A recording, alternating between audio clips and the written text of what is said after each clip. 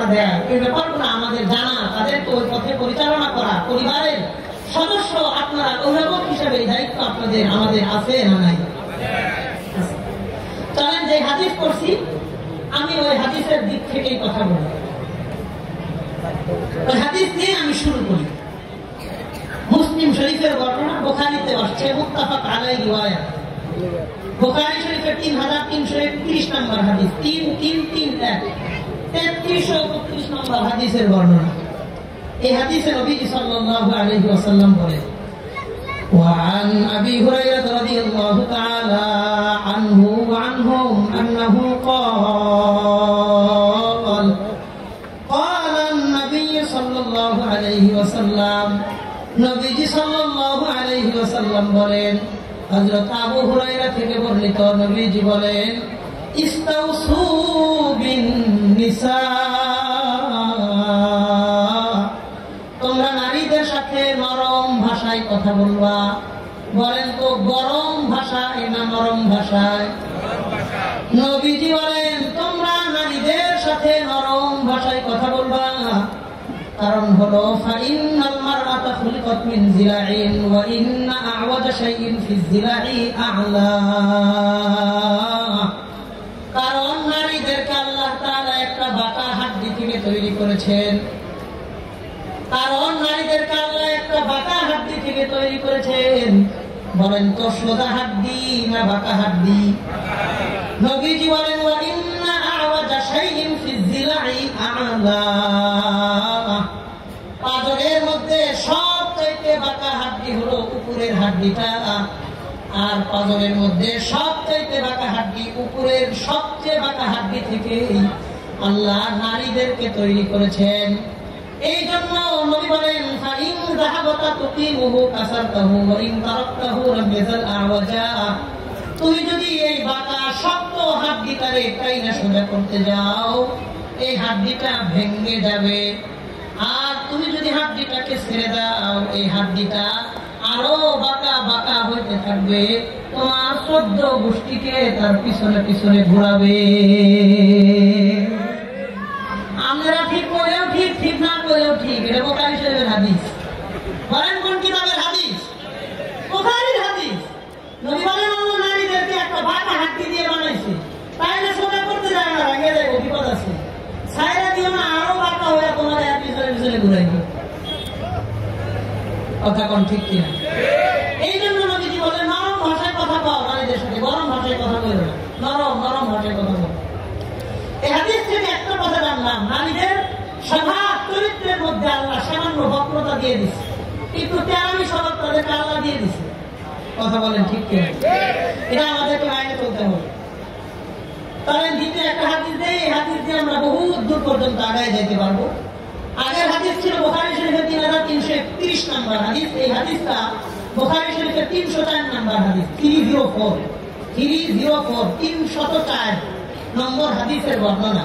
বর্ণনাকারী সাহাবীর নাম আবু সাঈদ খুদরি রাদিয়াল্লাহু আনহু। তিনি বলেন وعن أبي سعيد الخدري رضي الله عنه قال قال النبي صلى الله عليه وسلم حضرت أبو سعيد خدري رضي الله عنه থেকে বর্ণিত خرج النبي صلى الله عليه وسلم يوم الأضحى أو يوم الفطر إلى المصلى।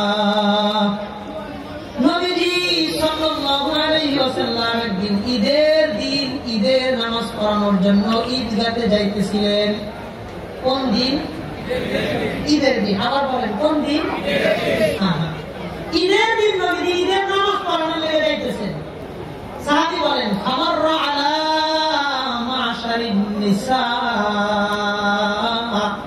নবীজি নারী সম্প্রদায়ের পার দিয়ে যাইতেছিলেন, রাস্তার পাশে নারীরা এক জায়গায় বসে কথা বলতেছে। ঈদের দিন নারীরা বেড়াইতে গেছে, কোথাও ঘুরতে গেছে, এক জায়গায় বসে গল্প করতেছে। নবী রাস্তায় দাঁড়াইলেন, দাঁড়ানোর পর এই নারীদেরকে আল্লাহ নবী ডাক দিয়ে বললেন ইয়া মাশারান নিসা, হে নারী সম্প্রদায়, তাসাদদাকনা, তোমরা একটু আল্লাহর রাস্তায় বেশি বেশি দান সদকা করো। একটা নসিহত করলেন, হ্যাঁ নারীরা তোমরা আল্লাহর রাস্তায় একটু দান সদকা করো। কেন?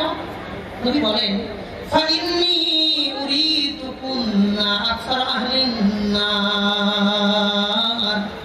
কারণ আমি মেরাজের রজনীতে জান্নাত দেখেছি, জাহান্নাম দেখেছি। আমি জাহান্নামে পুরুষের তুলনায় নারীদেরকেই জাহান্নামে বেশি দেখেছি। বলেন নাউজুবিল্লাহ। তার মানে নারীরা জাহান্নামে গেছে বেশি, পুরুষেরা জাহান্নামে গেছে কম। পুরুষের তুলনায় নারীরা জাহান্নামে বেশি পাইছি। এই কথা শোনার পর নারীরা অটোমেটিক দাঁড়ায় গেছে। ভয়ঙ্কর একটা কথা, নবীজির কথা তো মিথ্যা হতে পারে না। নারীরা আল্লাহর নবীকে প্রশ্ন করলেন, ও বিমা ইয়া রাসূলুল্লাহ, নবীজি আপনি নারীদেরকে জাহান্নামে বেশি দেখেছেন, তার কারণ কি? কি কারণ? আমরা কারণটা জানতে চাই। আল্লাহর হাবিব এই হাদিসের মধ্যে বললেন, অধিকাংশ নারীরা জাহান্নামে গেছে দুইটা কারণে। একটু অত্যন্ত গভীর মনোযোগ দেন, নারী কথা বুঝবেন না। বলেন, অধিকাংশ নারীরা জাহান্নামে যাওয়ার পিছনে কারণ কয়টা? আরো অনেক নারী বিভিন্ন বিচ্ছিন্ন বিচ্ছিন্ন কারণে জাহান্নামে গেছে, তবে অধিকাংশ জাহান্নামে যাওয়ার পিছনে কারণ হলো দুইটা। এক নাম্বার নবী বললেন, তুকসিরনাল লানা ওয়া তাকফুরনাল আশীর। এক নাম্বার কারণ হলো তোমরা মানুষদেরকে বেশি বেশি লানত করো, মানুষদেরকে বেশি বেশি বদদুয়া করো।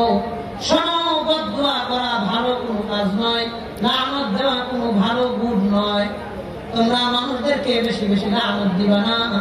আরে অবাক এবং আশ্চর্য লাগে, দুই মা বোনের যখন ঝগড়া লাগে 1 মিনিট যাইতে দেরি হয় না, তার 14 গোষ্ঠীর উপরে লানত করা শুরু হয়ে যায়। 60 সেকেন্ড হয় নাই ঝগড়া হইতে, তার পরিবার, ছেলে, সন্তান, মা বাবা যারা মারা গেছে এদের উপরে লানত দেওয়া শুরু করে।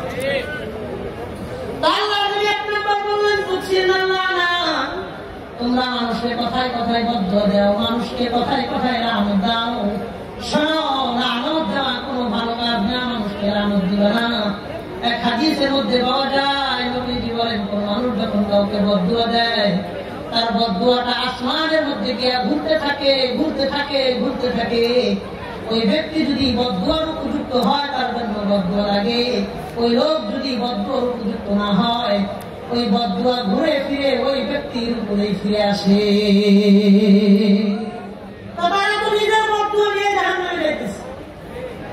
জীবনে কত হাজার বার লানত করছে, হিসাব নাই। সবাই কি বদদুয়া লানতের উপযুক্ত ছিল? ওরা নিজের উপরে ফিরে আসতেছে। আমার বাবা যেমন আশ্চর্য লাগে, আরে যখন দেখি কোন কোন মা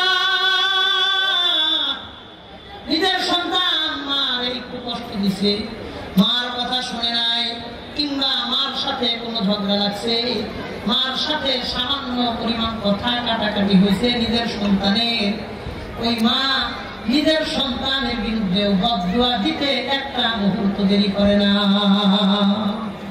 নিজের পরিবার পুত্র সন্তানের ব্যাপারেও বলে, কত মানুষ রাস্তাঘাটে গাড়ির তলে পড়ে মরে যায়, তুই কেন মরস না? কত মানুষের উপরে আল্লাহর গজব আর ঠাটা পড়ে, তোর উপরে কেন পড়ে না? কত মানুষ পানির নিচে পড়ে মারা যায়, তুই কেন মরস না? নিজের পরিবার পুত্র সন্তানের বিরুদ্ধে বদদুয়া করতে মা একটা মুহূর্ত দেরি করে না। এমন মা বোন আমাদের বর্ণী এলাকার মধ্যে আছে না নাই? আহারে মা, আহারে মা, আপনারা, আপনাদেরকে আমি আমার মায়ের সম্মান দিয়ে বলি, বোনদেরকে আমি আমার বোনের সম্মান দিয়ে বলি, আপনারাও বলেন তো, পৃথিবীর কোন মা কি চায় তার সন্তান গাড়ির নিচে পড়ে মারা যাক? পৃথিবীর কোন মা কি চায় তার সন্তানের উপর ঠাডা আর গজব করে সন্তান মারা যাক? কথা কন। পৃথিবীর কোন মা কি চায় তার সন্তানটা পানিতে ডুবে মারা যাক? এ মা, আপনাদেরকে আমি অনুরোধ করে বলি, যে জিনিসটা মন থেকে চান না ওই জিনিস মুখ থেকেও বলবেন না। কেন বলেন মন থেকে চান না? বললেন না, কারণ নবী সাল্লাল্লাহু আলাইহি ওয়াসাল্লাম বলেন, মা বাবার কথা যেমন দামি, মা বাবার কথা তেমন ভয়ঙ্কর। কোন মা যদি নিজের সন্তানের জন্য আল্লাহর কাছে দোয়া করে, ওই সন্তানের ভবিষ্যৎ ভবিষ্যৎ উজ্জ্বল হয়ে যায়, অন্ধকার ভবিষ্যৎটা আল্লাহ উজ্জ্বল বানায় দেয়। এই মায় যখন সন্তানের বিরুদ্ধে বিদ্রোহ করে, সন্তানের উজ্জ্বল ভবিষ্যৎ ধ্বংস হয়ে যায়। মার কথা যেমন দামি, মার কথা তেমন ভয়ঙ্কর। এই জন্য কথাবার্তা বলার ক্ষেত্রে সাবধানে বলবো, বলেন ইনশাআল্লাহ। আপনার নিজের সন্তানের বিরুদ্ধে এমন কথা বলে আপনি ধমক দিয়ে থামায় দিবেন, আমার সন্তানের বিরুদ্ধে এমন কথা বলবো না। কারণ কখন তার কোন কথা আল্লাহ কবুল করে নিয়ে যায় আমার জানা নয়, আপনাদের জানা নয়। কথা বলেন ঠিক কিনা? তাহলে এক নম্বর কারণ পাইলাম মা বোনেরা জাহান্নামে যাওয়ার মৌলিক দুইটা কারণ। এক নম্বর হলো তারা মানুষকে কথায় কথায় লানত দেয়, কথায় কথায় বিদ্রোহ করে। দুই নম্বর নবীজি বলেন অতাকফুরনাল আশীর, তোমরা তোমাদের দ্বিতীয় কারণ হলো তোমরা তোমাদের স্বামীর প্রতি শুকরিয়া আদায় করো না। আপনি আপনার পরিবারের জন্য কষ্ট করতে করতে নিজের জীবন দিয়ে দিতেছেন, আপনার জীবন ক্ষয় কষ্টের 5 পয়সা মূল্য আপনার স্ত্রীর কাছে থাকে না। নবীজির কথা, স্ত্রীরা তোমরা জাহান্নামে যাইবা, স্বামীর শুকরিয়া আদায় করো না। এই জন্য স্বামীর প্রতি তোমরা কৃতজ্ঞ না, কত বড় মারাত্মক কথা। অথচ বাস্তবতা হইল কোন মানুষ যখন কারো বাড়িতে কামলা দেয়, সরি কুসে আমি এই শব্দটাই ব্যবহার করলাম, কোন মানুষ যদি কারো বাড়িতে কামলা দেয়, আরে সে শুধু নিজের এক পেটের কথা চিন্তা করে কামলা দেয় না, তার পুরা পরিবারের কথা চিন্তা করে কামলা দেয়। আপনারা গাজীপুর থেকে যখন ঢাকা যান, বিভিন্ন গাড়ির ড্রাইভার হেল্পারদেরকে দেখেন, পিছনের সবগুলো মানুষ ওদেরকে বকতে বকতে ঢাকা নিয়ে যায়। ঢাকা থেকে গাড়ি লাইতে আবার মাওনা নিয়ে আসে। আরে আমার মনে কষ্ট লাগে, এই ড্রাইভারও তো কারো স্বামী, ওই হেল্পারও তো কারো সন্তান, কারো স্বামী। ও একলা পেটের চিন্তার জন্য এত কষ্ট করে না, পরিবারের কথা চিন্তা করে এই পাহাড় সম পরিমাণ ধৈর্য নিয়ে কর্ম করে খায়। শুধু তাই নয়, বছরের পর বছর বিরাট বাড়িতে সময় কাটায় দেয়, পার করে দেয়। 3-4 বছর যাবত দেশে আসে না। আমাদের সাথে যখন ফোনে কথা হয় বলে, হুজুর আমি বিদেশে থাকা অবস্থায় আমার মা মারা গেছে, আমি কাপড়ের কাপড়টা সরাইয়া নিজের মার চেহারাটা জীবনের শেষ বারের মতো একবার দেখতে পারি নাই। আমার বাবা ইন্তেকালের পরে তার কবরের উপরে এক মুঠ মাটি আমরা দিতে পারি নাই। এই যে বছরের পর বছর ঈদের দিনগুলা বিদেশ বাড়িতে কাটায় দেয়, অসুস্থ শরীর নিয়েও নিজের রান্নাটা নিজে করে খায়। নিজের এক পেটের জন্য পৃথিবীর কোন প্রাণীর দেশ ছাড়া লাগে না, কত কুকুর ইনকাম করে না দেশ ছাড়া লাগে না, লক্ষ লক্ষ পাখি খায় তাদের দেশ ছাড়া লাগে না। পুরা পরিবারের জিম্মাদারি মাথার উপরে নিয়ে একজন প্রবাসী নিজের দেশ ছাড়তে বাধ্য হয়ে যায়।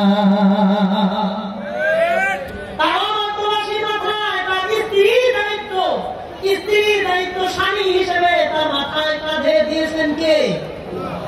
সন্তানদের বাবা হিসেবে ওই প্রবাসীর কাঁধে সন্তানদের দায়িত্ব দিয়েছেন কে?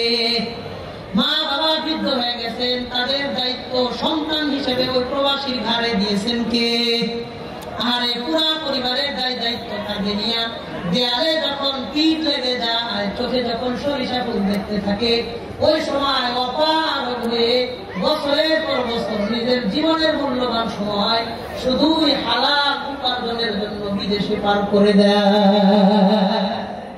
প্রবাসীর কষ্ট যদি কোন স্ত্রীরা দেখত, তাদের সামনে চোখ পূজা করে কোনদিন কথা বলতো না, কোনদিন কোন পাওয়া না পাওয়ার অভিযোগ করতো না। নবীজি বললেন নারীরা অধিকাংশই জাহান্নামে যাওয়ার পিছনের কারণ 2টা। 1 নম্বর মানুষের খালি বদুয়া দেয়, 2 নম্বর স্বামীর শুকরিয়া আদায় করে না।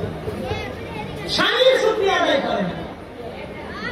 আশ্চর্য হয়ে গেল, আমি আপনাদেরকে 2টা এক্সাম্পল দিই, বাস্তবমুখী এক্সাম্পল।